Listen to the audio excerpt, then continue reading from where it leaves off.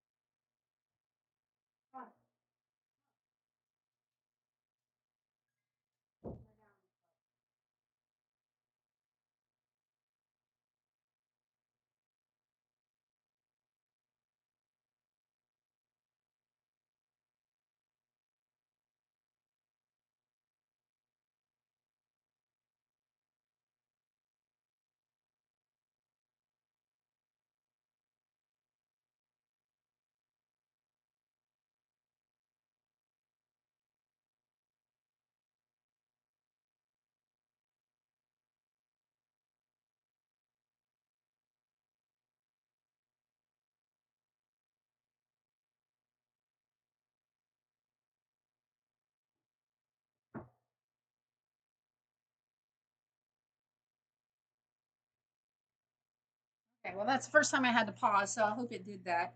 Um, anyway, so the second one is Clarence Thomas, nominated by George Bush.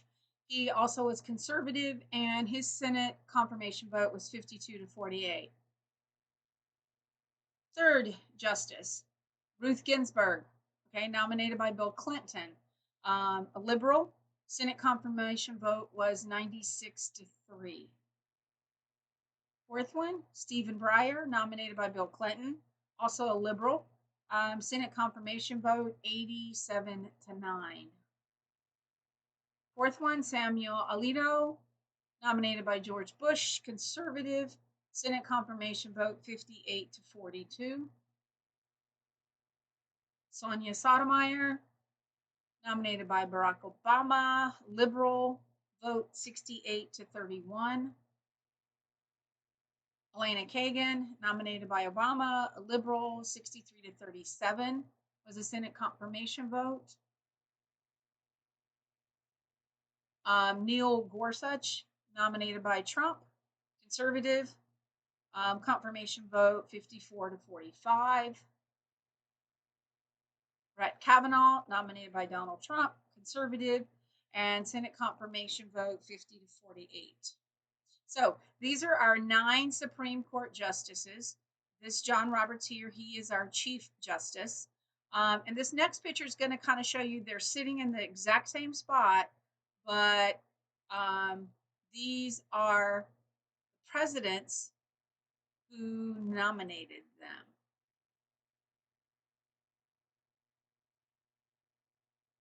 Then we have Trump's too. Okay, so this is what it looks like right now on our Supreme Court. Judicial review. Again, we touched on this a little bit, but I do want to just reiterate what that means.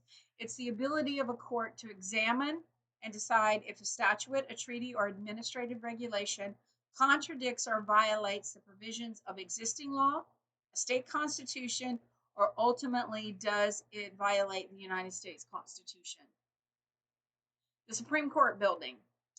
Supreme Court building construction, approved in 1929, finished in 1935 for the whopping cost of $10 million. And that first picture you saw on this presentation was the Supreme Court building. The Supreme Court building was in the basement of the United States Capitol originally, right, before they actually had their own building. And this is in the basement here, kind of what, not kind of, it is what it looked like at one point.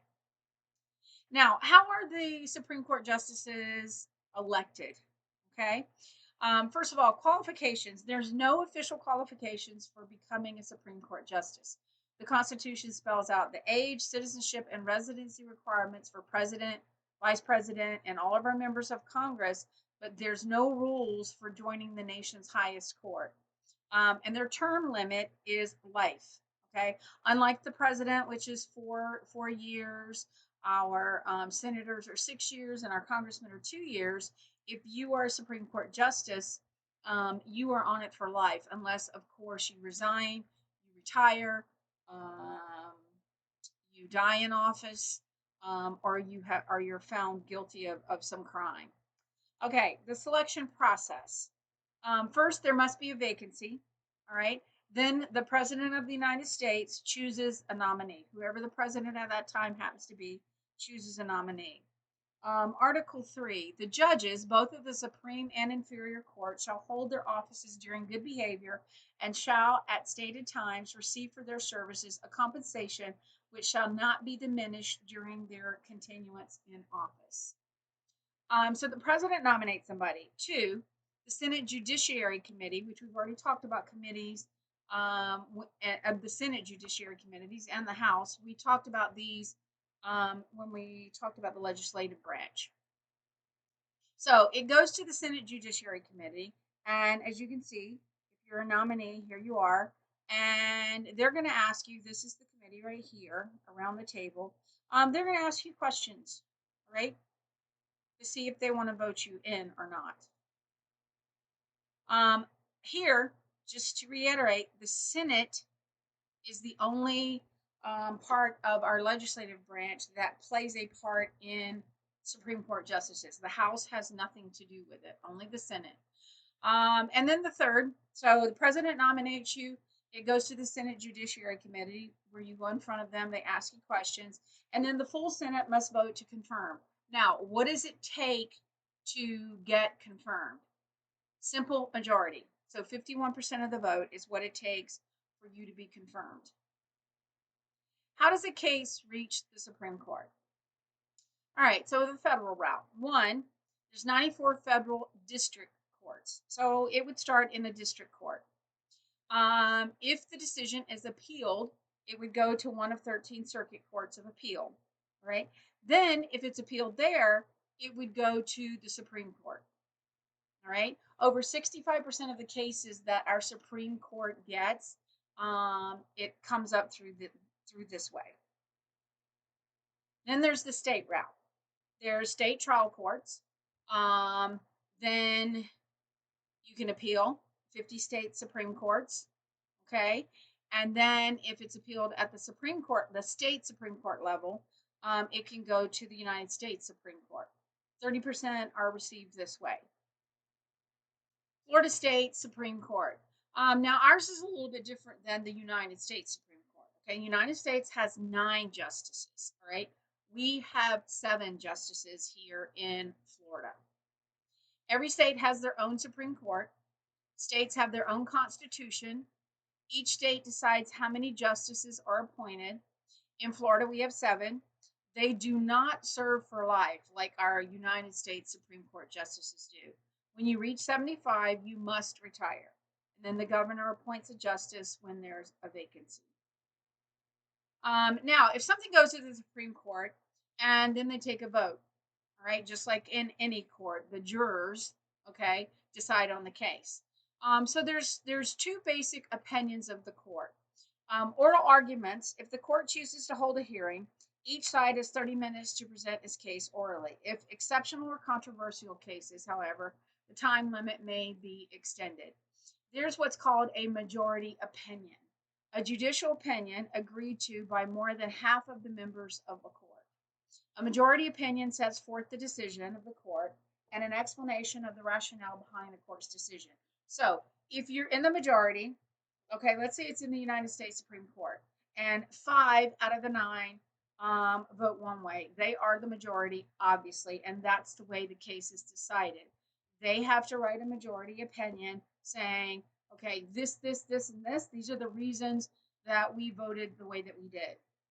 Okay, then there is also what's called a dissenting opinion, an opinion written by one or more judges expressing disagreement with the majority opinion of the court. Right? So basically, they're just also putting into writing, this is why we disagree with things. Okay? All right, so you have 9 in the U.S. Supreme Court. You have 7 justices in Florida Supreme Court. All right, and there's always a majority opinion and there's always a dissenting opinion. But obviously, it's always the majority that decides on that specific case. All right, so go back and watch this if you need to. There's a 3-minute video that kind of summarizes all of this. You can click on that here and watch it. And then on Tuesday or Wednesday, I will post the quiz based on the information in this PowerPoint and then that 3-minute video there. All right. Okay. Miss you guys. We're going to get through this just a couple more weeks. All right. Remember, if you owe me work, go back and do that work as well. Okay. All right. I'll talk to you guys later. Have a great week.